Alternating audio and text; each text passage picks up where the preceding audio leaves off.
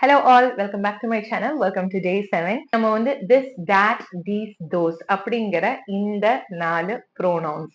இதை வந்து நம்ம demonstrative pronouns அப்படின்னு சொல்லுவோம். இந்த demonstrative pronouns வச்சு எப்படி sentences form பண்ணும் அப்படிங்கிறத நேத்தைக்கும் முந்தானேத்துக்கும் பார்த்தோம். இன்னைக்கு நம்ம அடுத்த set of sentences form பண்ண போறோம். அதுக்கு நம்ம இன்னைக்கு பார்க்க போறது வந்து personal pronouns. Personal pronounsனா என்ன? அது கூட வர verbs. அது வந்துட்டு be verbs. அப்படின்னா என்ன, அது எப்படி வரும் அப்படிங்கறதையும் அதுக்கப்புறம் வந்துட்டு அதை வச்சு நம்ம எப்படி சென்டென்சஸ் ஃபார்ம் பண்ணலாம் அப்படிங்கறத நம்ம இன்னைக்கு பார்க்க போறோம். ஃபர்ஸ்ட் வந்து பர்சனல் ப்ரோனவுன்ஸ் அப்படின்னா என்ன அப்படின்னா, இந்த லிஸ்ட் பண்ற இந்த வேர்ட்ஸ் இருக்குல்ல, I, you, he, she, it, we, they, இந்த வார்த்தைகள் தான் வந்துட்டு நம்ம பர்சனல் ப்ரோனவுன்ஸ் அப்படின்னு சொல்லுவோம். இது ஏன் பர்சனல் ப்ரோனவுன்ஸ் அப்படின்னா, நம்மளை பத்தி சொல்றதுக்கு வேண்டி யூஸ் பண்றதுனாலதான் இதை வந்துட்டு நம்ம வந்து பர்சனல் ப்ரோனவுன்ஸ் அப்படின்னு சொல்றோம். இங்கிலீஷ்ல என்ன அப்படின்னா, ஒரு சென்டென்ஸ் ஃபார்ம் பண்ணும் அப்படின்னா ஒரு சப்ஜெக்ட் ஒரு வேர்ப் இது ரெண்டும் இருந்தா போதும், ஒரு கம்ப்ளீட் சென்டென்ஸை நம்ம ஃபார்ம் பண்ணிடலாம். இந்த ப்ரோனவுன்ஸ் ஒரு சென்டென்ஸ்ல வந்துச்சு அப்படின்னா அது எப்பவுமே வந்துட்டு சப்ஜெக்ட் இடத்தை தான் எடுக்கும். ஓகே, சோ இதுதான் வந்துட்டு பர்சனல் ப்ரோனவுன்ஸ். ஐ அப்படின்னா நான், யூ அப்படின்னா நீ இல்லாட்டி நீங்க, ஹி அப்படின்னா அவன், ஷி அப்படின்னா அவள், இட் அப்படின்னா அது, வி அப்படின்னா நாங்கள், தே அப்படின்னா அவர்கள். இங்கிலீஷ்ல எப்பவுமே எப்படின்னா ஐ அப்படிங்கிறது வந்து பேசுறவங்க, ஸ்பீக்கர்.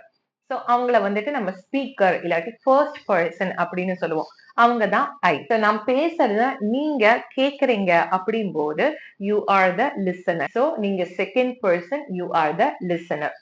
இப்போ நம்மளை விட்டு கொஞ்சம் தள்ளி இருக்காங்க, அது ஒரே ஒரு ஆணா இருந்துச்சுன்னா அவன், ஹி, ஒரே ஒரு பொண்ணா இருந்துச்சுன்னா அவள், ஷி. இதுவே வந்துட்டு அது ஒரு விலங்கு, ஒரு பறவை, இல்ல ஒரு பொருளா இருந்துச்சு அப்படின்னா வந்துட்டு அது வந்துட்டு இட், அது அப்படின்னு நம்ம சொல்லுவோம். அவன், அவள், அது அப்படி சொன்ன இது எல்லாத்தையும் நம்ம வந்துட்டு தேர்ட் பர்சன் அப்படின்னு சொல்லுவோம். தே அப்படிங்கிறது வந்து அவர்கள். அவர்கள் அப்படிங்கும்போது அது ப்ளூரல் ஃபார்ம் தான். அது ஒரு பையனை விட அதிகமா நிறைய பசங்க இருந்தாலும் வந்துட்டு பாய்ஸ் இல்லாட்டி மேல் நிறைய பேர் இருந்தாலும் அவங்கள தே அப்படின்னு தான் சொல்லுவோம். இதுவே நிறைய பெண்கள் இருந்தாலும் அவங்கள தே அப்படின்னு தான் சொல்லுவோம். அதே மாதிரி நிறைய ஆண்கள் நிறைய பெண்கள் இருந்தாலும் தே அப்படின்னு சொல்லுவோம். இதுவே வந்து நிறைய விலங்குகள் இல்லாட்டி நிறைய பறவைகள் இருக்கு அப்படின்னாலும் அவங்களையும் நம்ம வந்துட்டு தே அப்படின்னு தான் நம்ம சொல்லுவோம். அண்ட் யூ, யூ ஓட ப்ளூரல் ஃபார்ம் யூ தான். இப்ப நீங்க ஒருத்தவங்க என்னோட கிளாஸ கேட்டுட்டு இருந்தாலும் you are listening to me அப்படின்னு சொல்லலாம். இல்ல நீங்க வந்துட்டு ஒரு 2-3 பேரு நீங்க ஒட்டுக்கா உட்காந்துட்டு என் கிளாஸ கேட்டுட்டு இருந்தாலும் நான் வந்துட்டு நீங்க கவனிக்கிறீங்களா அப்படின்னு கேட்கறதுக்கு நான் எப்படி கேட்பேன், ஆர் யூ லிசனிங். சோ அப்பவும் நீங்க ஒன்னை விட அதிகமான ஆளுகள் ஒட்டுக்கா இருந்துட்டு இருந்தா கூட, நிறைய பேர் இருந்தா கூட நான் உங்களை பொதுவா கேட்கும்போது நீங்க கவனிக்கிறீங்களா கேட்கறதுக்கு ப்ளூரல் ஃபார்ம்ல யூ அப்படின்னு தான் கேட்பேன். அடுத்தது நம்ம பார்க்க போறது இந்த ப்ரோனவுன்ஸ் கூட வர பி வேர்ப்ஸ். இந்த பி வேர்ப்ஸ் இப்ப லிஸ்ட் பண்ணிருக்கிறது எல்லாமே வந்து ப்ரெசன்ட் ஃபார்ம்ல இருக்கு. சோ நிகழ்காலத்துல நடக்கிற ஒரு விஷயத்த பத்தி நானு சொல்லும் போது இந்த பி ஃபார்ம்ஸை தான் வந்துட்டு கண்டிப்பா யூஸ் பண்ணணும். சோ ஐ கூட எப்பவுமே ஆம் தான் வரும். யூ கூட நீங்க ஒரே ஒரு ஆளா இருந்தாலும் சரி, இல்ல நிறைய பேர் இருந்தாலும் சரி, யூ கூட ஆர் தான் போடணும்.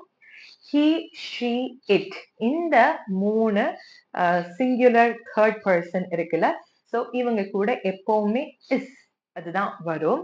we அப்படிங்கிறதும் they அப்படிங்கிறது ப்ளூரல் ஃபார்ம். ப்ளூரல் ஃபார்ம்ல வரும்போது we are, they are, நாங்க, அவங்க. So we are and they are. இந்த ப்ரோனவுன்ஸை வச்சு நம்ம சென்டென்சஸ் ஃபார்ம் பண்ணும்போது நிகழ்காலத்துல அதை பத்தி பேசுறோம் அப்படின்னா கண்டிப்பா இந்த பி வெர்ப்ஸ் தான் நம்ம யூஸ் பண்ணணும். வேற எதையும் மாத்தி யூஸ் பண்ண கூடாது. இன்னைக்கு சென்டென்சஸ் நம்ம ஸ்டார்ட் பண்ணிடலாம். எப்படி ஸ்டார்ட் பண்ண போறோம் அப்படின்னா, ஐ வச்சு நான் பேரு சொல்ல போறேன், அதுக்கப்புறம் வந்துட்டு நான் என்னவா இருக்கேன்னு சொல்ல போறேன். சோ ஐ ஆம் அப்படின்னு சொல்லிட்டு நான் என்னோட பேரை சொல்ல போறேன், நான் என்னவா இருக்கேன்னு சொல்ல போறேன். அதே மாதிரி நான் வந்துட்டு you, he, she, it, they and we வச்சுட்டு இதே மாதிரி ஒரு பேரை சொல்றேன், அவங்க என்னவா இருக்காங்க அப்படிங்கறத சொல்ல போறேன். அப்படிதான் நம்ம இன்னைக்கு சென்டென்சஸ் ஃபார்ம் பண்ண போறோம். சோ எக்ஸாம்பிள் ஸ்டார்ட் பண்ணிடலாம். I am Divya De Cruz. I am a teacher. So நான் திவ்யா டிக்ரூஸ், நான் ஒரு டீச்சர். உங்களுக்கு ஒரு எக்ஸாம்பிளுக்கு நான் ஒரு பேர் எடுத்துக்கிறேன். You are Ram, you are a student. So நீங்க ராம், நீங்க ஒரு student. He is Vinod, he is an executive. So அவன் வினோத், அவன் ஒரு executive. She is Dia, she is a singer. அவ தியா, அவ ஒரு பாடகி. This is Brownie, it is a dog. So இந்த இடத்துல பாத்தீங்கன்னா he she மாதிரி நான் வந்து it is Brownie, it is a dog அப்படின்னு நான் சொல்லல. This is Brownie. நம்ம ஆல்ரெடி வந்துட்டு படிச்சிருக்கோம். ஸோ நவுன்ஸை வந்து நம்ம இன்ட்ரடியூஸ் பண்ணும்போது மனிதர்கள் இல்லாம இருக்கிற வேற எந்த நவுன்ஸையும் நம்ம இன்ட்ரடியூஸ் பண்ணும்போது we introduce them using this. So இது Brownie, இது ஒரு நாய் அப்படின்னு நான் சொல்றதுக்கு this is Brownie, it is a dog அப்படின்னு நான் சொன்னேன். ஓகே, அடுத்தது வந்துட்டு we. ஸோ வியும் தேயும் வந்து குரூப்ஸ் ஆச்சு. இந்த குரூப்ஸுக்கெல்லாம் எப்படி பேர் கொடுக்க போறாங்க அப்படின்னு கன்ஃபியூஸ் ஆக வேண்டாம். இமேஜின் நீங்க வந்துட்டு ஒரு மியூசிக்கல் பேண்ட்ல இருக்கீங்க, இல்லாட்டி வந்துட்டு ஏதாவது ஒரு அத்லீட் குரூப், இல்லாட்டி ஒரு கிரிக்கெட் குரூப்ல இருக்கீங்க அப்படின்னா கண்டிப்பா உங்களோட குரூப்ஸுக்கெல்லாம் வந்துட்டு ஒரு பேர் இருக்கும். கரெக்டா? சோ அந்த மாதிரி உங்களுக்கு வந்து பேர் கொடுத்துக்கலாம். வியும் தேவும் வச்சுட்டு நீங்க சென்டென்சஸ் ஃபார்ம் பண்ணும்போது. So for example, we are rock stars, we are singers. இங்க வந்துட்டு ராக் ஸ்டார்ஸ் அப்படிங்கிறது எங்களோட பேரு, நாங்க எல்லாரும் வந்து சிங்கர்ஸ். அடுத்தது வந்து they are Chennai Super Kings, they are cricketers.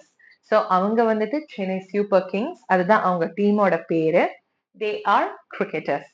சரி, இப்ப வந்துட்டு வி அண்ட் டேக்கு என்ன பேர் கொடுப்போம் அப்படிங்கிற ஒரு கன்ஃபியூஷன் உங்களுக்கு இருக்காது அப்படின்னு நினைக்கிறேன். சோ இதுதான் வந்துட்டு சிம்பிள் இன்ட்ரோடக்ஷன். நான் என் பேரை சொல்றேன், நான் என்னவா இருக்கேன் அப்படின்னு சொல்றேன். இப்போ நம்ம ஒரு ஆக்டிவிட்டி பண்ண போறோம். என்ன அப்படின்னா, இப்போ வரைக்கும் நம்ம கத்துக்கிட்ட எல்லா சென்டென்சஸையும் நம்ம வந்து we are gonna stack them up. So இதையெல்லாம் வந்து நம்ம அடுக்க போறோம்.